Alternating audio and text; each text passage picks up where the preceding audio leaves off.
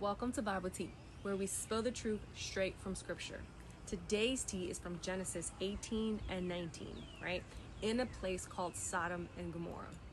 And when I tell you that this city was out of control, I mean out of control. So y'all remember last Bible Tea, I was telling you about Abraham's nephew Lot, right? And how he chose the land that looked beautiful to his eyes before he even consulted the Lord. Listen, guys, let me fill you in. Okay, so boom. These two angels, they show up in the city, right? And Lot recognizes real, so he brings them into the house. But as soon as he brings these angels in, the whole city pull up. Men from every direction surrounding the house, and they're demanding that these visitors, these angels, to be brought out of the house because they wanted to violate them. Yes, you heard right. Straight violation. That's how dark Sodom and Gomorrah had gotten at this point.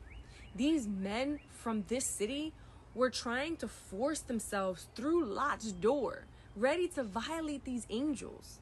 And Lot does something that makes you sit back and have to mentally digest his decisions, right? Right. Because he stepped outside and he basically says to these men, no, stop. Take my daughters instead. Now, now, if that was my daddy, I would be just so tight. Like, did you just offer me to the wolves? Me?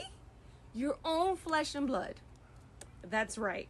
That right there tells you something. He just wasn't in Sodom. Sodom was getting into him. He wasn't just living there anymore. That environment was starting to shape him, to shape how he thought, to shape how he behaved. So now everything is about to go down, right? The angels look at Lot like, you gotta go now. I mean, right now. And they tell him, grab your wife, grab your daughters, and run. Book it, hightail it, and don't look back. Now remember that, because that's going to be important for part 3 of this Bible tea.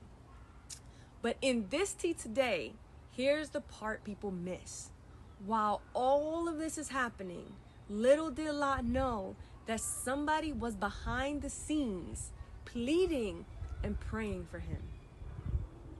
And before any of this even went down, God had already told Abraham what was about to happen. And Abraham started interceding. That means that what interceding is like praying over someone or something on someone else's behalf, right? So Abraham starts to intercede for Lot. While Lot is in the city, Abraham is in prayer. He stepped in and he basically says to God, God, hold up. What if there's some good people in Sodom? Like, what if there's 50 righteous people? Are you going to spare them? And God says, yup, I am. And Abraham kept going, right? Well, God, what about 45 people? What about 40 people? 30, 20, 10 people? And every single time God says, yup, if there was 10, I would. So while Lot is surrounded by sin, Abraham is covering him in prayer. The Bible literally says that God remembered Abraham and spared Lot. Lot didn't get out because he was perfect. He got out because someone was covering him in prayer. That means that some of you are here today because somebody covered you in prayer. And somebody in your life right now needs you to pray for them.